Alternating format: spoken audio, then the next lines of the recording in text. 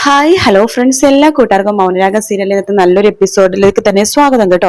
Channel ആദ്യമായിട്ടാണ് കാണുന്നെങ്കിൽ ഒന്ന് സബ്സ്ക്രൈബ് ചെയ്ത് ലൈക്ക് ചെയ്ത് സപ്പോർട്ട് ചെയ്യണേ. അങ്ങനെ ആ CA മാർട്ടിനാണെന്നുണ്ടെങ്കിൽ ഓഡിറ്റോറിയത്തിന് ഫുള്ളും ചുറ്റും ഇങ്ങനെ നോക്കിക്കൊണ്ടിരിക്കുക കേട്ടോ. അതിനുശേഷം രണ്ട് പോലീസുകാർക്ക് പറയുന്നുണ്ട്, എടോ നിങ്ങൾ പുറത്ത് അകത്തും അതുപോലെ തന്നെ പുറത്തൊക്കെ ഒന്ന് നന്നായിട്ട് സെർച്ച് ചെയ്യുമെന്ന് പറയാണ്. ശേഷം അവര് സെർച്ച് ചെയ്യാൻ വേണ്ടി പോണ സമയത്ത് നമ്മുടെ CA അവിടുത്തെ ഓണറിന്റെ സജീവനോട് പറയുന്നുണ്ട്, എടോ സജീവ, ഇവിടെയൊക്കെ നിറച്ചു ഈച്ചശല്യം ആണല്ലോ, താൻ ഇതൊന്ന് ക്ലീൻ ആക്കാറില്ലേ? അയ്യോ സാറേ, ക്ലീൻ ആക്കാറുണ്ട്. പിന്നെ എവിടെ നാടോ ഇത്രമാത്രം ഈച്ച? അയ്യേ എന്ന് പറയുമ്പോഴേക്കും, സാറേ നന്നായിട്ട് ക്ലീൻ ആക്കാറുണ്ട് സാറേ. ക്ലീൻ ആക്കാൻ വേണ്ടി മാസത്തിൽ 2 സ്ത്രീകൾ വന്ന് ക്ലീൻ ആക്കുന്നുണ്ട്. എടോ ഇവിടെ വേറെ കുഴപ്പമൊന്നുമില്ലല്ലോ അല്ലെ? ആകെ ഒരു വശപ്പശക്ക്, ക്യാമറ മുമ്പിൽ മാത്രമേ ഉള്ളൂ, പുറകെ ക്യാമറ ഇല്ല, നല്ലൊരു സെക്യൂരിറ്റി ഇല്ല.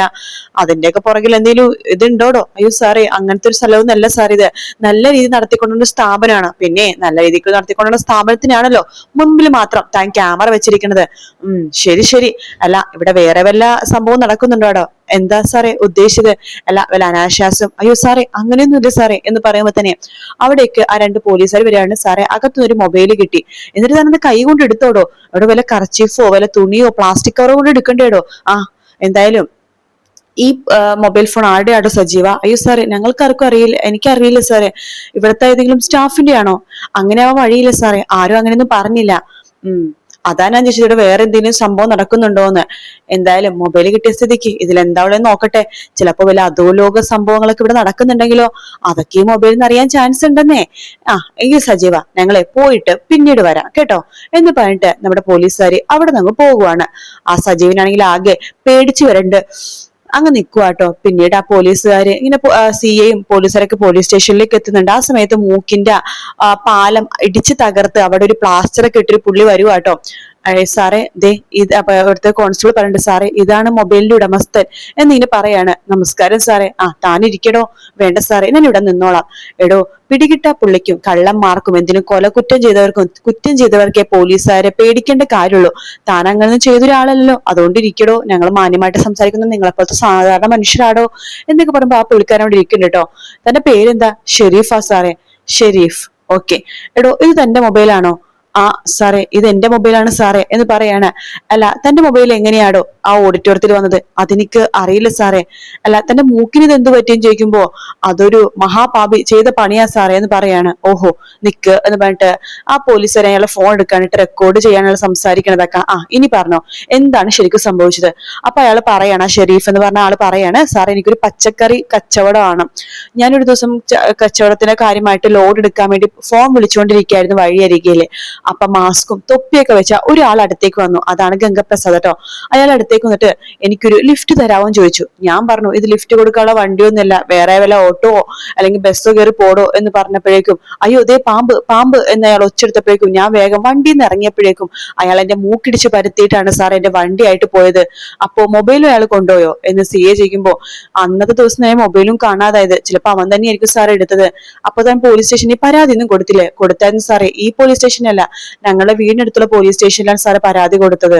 അല്ല ഈ മൂക്കിടിച്ച് പരത്തിയ ആള് ഗംഗപ്രസാദ് വല്ലതും ആണോ എന്ന് ചോദിക്കുമ്പോ, സാറേ ഈ ഗംഗപ്രസാദ് എന്ന് പറഞ്ഞ ആളെ ഞാൻ നേരിട്ട് കണ്ടിട്ടില്ല. പിന്നെ ഈ മൂക്കിലേക്ക് ഇടിച്ച ആള് മാസ്കും തൊപ്പിയൊക്കെ വെച്ചിരുന്നു. പിന്നെ ഇപ്പൊ ഗംഗപ്രസാദിന്റെ വാർത്ത ഒരുപാട് TV-യിലും പത്രത്തിലൊക്കെ വരുന്നുണ്ടല്ലോ. അപ്പോ എനിക്കൊരു സംശയം പോലെ തോന്നുന്നു സാറേ, അയാൾ തന്നെയാണോ അന്ന് എന്റെ മൂക്കിടിച്ച് പരത്തിയെന്ന്? ഈ മൂക്കിടിച്ച് പരത്തൽ അയാളുടെ ഒരു സ്ഥിരം പരിപാടിയാണല്ലോ എന്ന് CA കോൺസ്റ്റബിൾ ചോദിക്കുമ്പോൾ കോൺസ്റ്റബിൾ പറയണ്ട, അതെ അതെ അവൻ അങ്ങനെയാ സാറേ, എല്ലാവരുടെയും മൂക്കിടിച്ച് പരത്തി കാറും ബൈക്കും ഓട്ടോറിക്ഷയും മൊബൈൽ ഫോണും എല്ലാം അടിച്ചു മാറ്റി കൊണ്ടുപോകും. ഷെരീഫെ, എന്നാൽ പോയിക്കോ, നമുക്ക് കാണാം. നല്ല പച്ചക്കറിയൊക്കെ തരാണെങ്കിൽ തന്റെ കടയിലേക്ക് ഞാൻ വരാൻ കേട്ടോ പച്ചക്കറി മേടിക്കാൻ. സാറേ സാർ പച്ചക്കറി മേടിക്കാൻ എന്റെ കടയിലേക്ക് വാ സാറേ, നല്ല വില കുറവ്, നല്ല പച്ചക്കറി തരാം. അയ്യോ വില കുറഞ്ഞൊന്നും തരണ്ട, അത് കൈക്കൂലിയാകും. നല്ല ഗുണമേന്മയുള്ള നല്ല ഫ്രഷ് പച്ചക്കറി തന്നാ മതി. ആയിക്കോട്ടെ സാറേ, എന്ന് ഞാൻ പോട്ടെ. ശരി എന്ന് പറയണം. പിന്നെ തന്റെ ബൈക്ക് താൻ കമ്പനിയുടെ അടുത്ത് പോലീസ് സ്റ്റേഷനിൽ എത്തിയിട്ടുണ്ട് കേട്ടോ. പിന്നെ ഇപ്പൊ പോയി എടുക്കണ്ട, കുറച്ച് സംഭവങ്ങളൊക്കെ ചെയ്ത് തീർക്കാണ്ട് ഞങ്ങൾക്ക് അന്വേഷണത്തിന്റെ ഭാഗമായിട്ട്. അത് കഴിഞ്ഞിട്ട് തനിക്ക് ബൈക്ക് കിട്ടും. ഈ ഫോണും എന്റെ കയ്യിൽ ഇപ്പൊ ഇരിക്കട്ടെ, അന്വേഷണത്തിന്റെ ഭാഗമായിട്ട് വെച്ചിരിക്കുകയാണ്, അതിനുശേഷം തരാം. നന്ദിയുണ്ട് സാറേ എന്ന് പറഞ്ഞിട്ട് അയാൾ അവിടെ നിന്ന് പോവാട്ടോ. പോലീസുകാരൻ പറഞ്ഞു, ഈ ഗംഗപ്രസാദിന്റെ വാർത്ത ഓരോ ദിവസം കൂടി വരുവാണല്ലോടോ. അപ്പൊ ആ കോൺസ്റ്റബിൾ പറയുന്നുണ്ട്, അതേ സാറേ കോരിത്തരിച്ചു പോവാ. നിർത്തടോ, കോരിത്തരിക്കാനായിട്ട് അവൻ വലിയ പുണ്യപ്രവൃത്തിയല്ല ചെയ്തിരിക്കുന്നത്. തന്നെ പോലുള്ള ആൾക്കാരാടോ അവനെ വലിയ ഹീറോ ആക്കി മാറ്റത്. അങ്ങനെ അവനെ ഹീറോ ആക്കണ്ട. പിടികിട്ടാ പുള്ളി എപ്പോഴും പിടികിട്ടാ പുള്ളി തന്നെയാണോ കൊലപാതകി എന്നിങ്ങനെ സിയെ പറയുന്നുണ്ട്. പിന്നീട് കാണിക്കുന്ന കിരണിനെയും കല്യാണിനെയാണ്. അവർ രണ്ടുപേരും ഒരു സൈറ്റ് വിസിറ്റ് ചെയ്യാൻ വേണ്ടി പോവാണ്. അപ്പൊ കിരൺ പറയണ്ട്, ഇത്രയും പെട്ടെന്ന് നമുക്ക് ഈ പണി ചെയ്ത് തീർക്കണം കല്യാണി, നമ്മളെ വിശ്വസിച്ചേൽപ്പിച്ച പണിയല്ലേ, എത്രയും പെട്ടെന്ന് ചെയ്ത് തീർക്കണം. അപ്പൊ ഇതെല്ലാം പുറകേന്ന് സരിയു നോക്കിക്കൊണ്ടിരിക്കുന്നുണ്ട് കേട്ടോ. കിരൺ പറയണ്ട്, പിന്നെ ആദർശിന്റെ കാര്യം നമുക്ക് ചെയ്തു തീർക്കണം. കല്യാണി പറയണ്ട, അതിനുവേണ്ടി നമ്മൾ സമയം മാറ്റിവെക്കാന്ന് പറഞ്ഞതാണല്ലോ കിരണേട്ടാ. അതൊക്കെ നമുക്ക് എത്രയും പെട്ടെന്ന് ചെയ്തു തീർക്കാനുള്ളതാണ് എന്ന് പറഞ്ഞിട്ട് അവര് കാറിൽ കയറി അവര് യാത്ര ചെയ്യുവാട്ടോ. അപ്പൊ അത് കാണുന്ന സരിയു മനസ്സിൽ വിചാരിക്കാണ്, പക്ഷേ മുമ്പൊക്കെ ഇവിടെ അവന്റെ കൂടെ യാത്ര ചെയ്യുമ്പോൾ എനിക്കൊന്നും തോന്നുന്നുണ്ടായിരുന്നില്ല, പക്ഷെ ഇപ്പൊ എനിക്കിതൊന്നും സഹിക്കാൻ പറ്റുന്നില്ല. ശരിക്കും പറഞ്ഞ ആ കാറിലെ മുൻസീറ്റിൽ ഇരുന്ന് പോകേണ്ടത് ഞാനായിരുന്നു, ഇപ്പൊ ഒരു അർഹതയില്ലാത്തവളാ മുൻസീറ്റിൽ ഇരുന്ന് പോണത് എന്നൊക്കെ വിചാരിച്ചിട്ട് സരിയു ഇങ്ങനെ പിറുപിറുത്തോണ്ടിരിക്കുക കേട്ടോ. കല്യാണിയും കിരണും കൂടി കാറിൽ ഇങ്ങനെ പോണ സമയത്ത് കല്യാണി പറയുന്നുണ്ട്, കിരണേട്ടാ, സരയുവിന് ഇപ്പോഴും എന്നോടുള്ള ദേഷ്യം പൂർണ്ണമായിട്ട് മാറിയിട്ടില്ല, അതൊക്കെ മാറിക്കോളും കല്യാണി, അവളോട് കുറച്ച് സ്നേഹത്തില് പെരുമാറിയാൽ മതി. മുമ്പ് ഒരുപാട് അഹങ്കാരവും കാര്യങ്ങളൊക്കെ ഉണ്ടായിരുന്ന പെണ്ണല്ലേ അവള്, അപ്പൊ അതുകൊണ്ട് മെരിക്കാൻ കുറച്ച് പണിയാ, പക്ഷെ അവള് മാറിക്കോളും എന്നൊക്കെ ഇങ്ങനെ പറഞ്ഞിട്ട് അവരിങ്ങനെ കാറിൽ ഇങ്ങനെ പോയിക്കൊണ്ടിരിക്കുകയാണ്. സരയു ആണെങ്കിൽ ആകെ ദേഷ്യത്തിൽ ചിന്തിക്കാട്ടോ അവർ കാറിൽ പോയതൊക്കെ കാണുമ്പോ. പിന്നീട് കാണിക്കുന്നത് കിരൺ ആകെ വെപ്രാളത്തിൽ താരയുടെ അടുത്തേക്ക് വന്നിരിക്കാട്ടോ.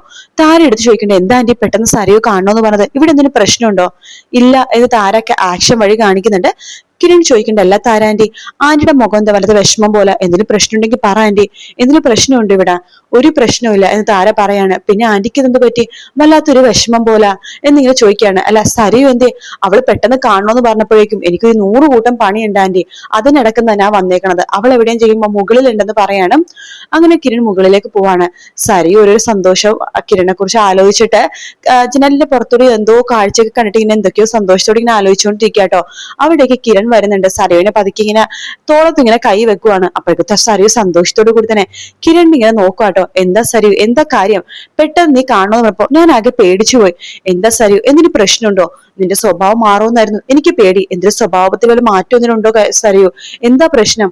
കിരണെ, എനിക്കൊരു കുഴപ്പമില്ലടാ, പിന്നെ നീ എന്തിനാ എന്നെ കാണണോന്ന് പറഞ്ഞത്? കിരണെ, എനിക്ക് നിന്നോടൊരു കാര്യം പറയാനുണ്ട്. എന്താ സരയു, എന്താ വെച്ചാ പറഞ്ഞോ. എന്റെ മോളെ നിനക്ക് ഭയങ്കര ഇഷ്ടമല്ലേ? ആ അതെ, എനിക്ക് എന്റെ കല്ലുമോനെ പോലെ തന്നെയാ നിന്റെ മോള്. എന്താ?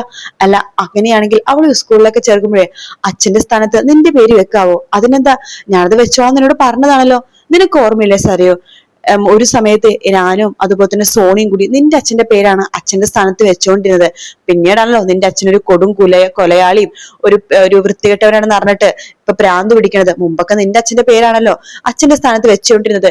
അതുപോലെ തന്നെ എന്തെങ്കിലും മീറ്റിങ്ങോ സ്കൂളിൽ മീറ്റിങ്ങോ കാര്യങ്ങളൊക്കെ വരുമ്പോ നിന്റെ അച്ഛനല്ലേ അച്ഛനായിട്ട് വന്നുകൊണ്ടിരുന്നത്. അതൊക്കെ ശരിയാ, അതുപോലെ എന്റെ മോൾക്ക് അച്ഛനായിട്ട് നീ നിൽക്കാവോ? അതെന്തൊരു ചോദ്യം സരിയോ? കൺമണി മോളുടെ അച്ഛൻ ഞാൻ തന്നെയായിട്ടാ ഞാൻ കാണുന്നത്. കൺമണിമോളും കല്ലുമോനും തമ്മിൽ എനിക്ക് ഒരു വ്യത്യാസവും ഇല്ല. അങ്ങനെയാണെങ്കിൽ നീ അവളെ ഒരു കുറവില്ലാണ്ട് നോക്കണം കേട്ടോ. ഇതൊക്കെ നീ പറഞ്ഞു തരേണ്ട കാര്യമുണ്ടോ? അതൊക്കെ ഞാൻ നോക്കിക്കോളാം. അല്ല സരു, നീ എന്താ ഇങ്ങനെയൊക്കെ പറഞ്ഞത്? നോക്ക്, ഞാൻ നിനക്ക് ഒരു കാര്യം പറയാനുണ്ട്. നിനക്കിപ്പോ 10-27 വയസ്സല്ലേ ഉള്ളൂ. നിനക്ക് ഇനി നല്ലൊരു ആലോചനയൊക്കെ വരും സരിയോ. നിനക്ക് കല്യാണം കഴിച്ച് സുഖമായിട്ട് ജീവിച്ചൂടെ? കിരണെ, എനിക്കിപ്പ അങ്ങനത്തെ ഒരു ചിന്തയില്ല. അറിയാലോ എന്റെ ജീവിതത്തിലേക്ക് ഒരു മഹാപാപി കയറി വന്നത്. പക്ഷെ ഇപ്പൊ എന്തോ ഒരാളെ മനസ്സിലിങ്ങനെ വല്ലാത്തൊരു ആരാധനയും ഇഷ്ടമൊക്കെ തോന്നുക. ആഹാ, അത് കൊള്ളാലോ, നിന്റെ ഭാഗത്ത് നിന്ന് അങ്ങനത്തെ ഒരു വാക്ക് കേൾക്കാൻ കാത്തിരിക്കുക ഞങ്ങൾ എല്ലാവരും. ആരാ സരി അങ്ങനത്തെ ഒരാള്? നീ ആരുടെ പേര് വേണമെങ്കിലും പറഞ്ഞോ, ഞങ്ങൾ അത് സാധിച്ചു തന്നിരിക്കും. അത് കിരണെ, നിനക്ക് സാധിച്ചു തരാൻ പറ്റുമോ? എന്റെ മനസ്സിലുള്ള ഒരാളെ എനിക്ക് നേടിത്തരാൻ നിനക്ക് പറ്റുമോ? അതെന്തൊരു ചോദ്യം സരിയോ. നല്ലൊരാളാണെങ്കിൽ തീർച്ചയായിട്ടും നിനക്ക് വേണ്ടിയിട്ട് ഞങ്ങൾ അയാളെ കല്യാണം നോക്കാം എന്ന് പറയാണ്. അങ്ങനെയാണെങ്കിൽ എനിക്ക് മനസ്സിലൊരാളുണ്ട് കിരണെ. അത് ആരാ സരു, ആരാന്ന് പറ. അത് ചെറുപ്പം മുതലേ ഞാൻ മനസ്സിലിട്ട് ആരാധിക്കുന്ന ഒരാളാ. അതിനിടക്ക് ആ മനോഹർ എന്ന് പറഞ്ഞ ആള് വന്നപ്പോഴാ എനിക്ക് ചെറുതായിട്ടൊന്ന് ശ്രദ്ധ തെറ്റിയത്. പക്ഷെ ഇപ്പൊ വീണ്ടും എന്റെ മനസ്സിലേക്ക് അയാളുടെ മുഖം കടന്നു വരുവാ. അപ്പോഴും കിരണ സംശയം തോന്നി കേട്ടോ. അത് ആരാ? അത് കിരണെ, അത് നീയാടാ. എനിക്ക് നിന്നെയാടാ ഇഷ്ടം. നിന്നെ വീണ്ടും എനിക്ക് വേണോന്ന് തോന്നുവാടാ. നിന്നോടുള്ള പ്രണയം എനിക്ക് കൂടി വരുവാടാ ഓരോ ദിവസവും. എനിക്ക് നിന്നെയാടാ ഇഷ്ടം എന്ന് പറഞ്ഞിട്ട് സരു കിരണിന്റെ കയ്യിലേക്ക് ഇങ്ങനെ പിടിക്കുന്ന ഭാഗത്തോടെയാണ് ഇന്നത്തെ എപ്പിസോഡ് തീരുന്നത് കേട്ടോ. വീഡിയോ ഇഷ്ടപ്പെട്ടാൽ ലൈക്ക് ചെയ്യുക, സബ്സ്ക്രൈബ് ചെയ്യുക, കമന്റ് ചെയ്യുക. മറ്റൊരു വീഡിയോ കാണാൻ ടേക്ക് കെയർ, ബൈ ബൈ.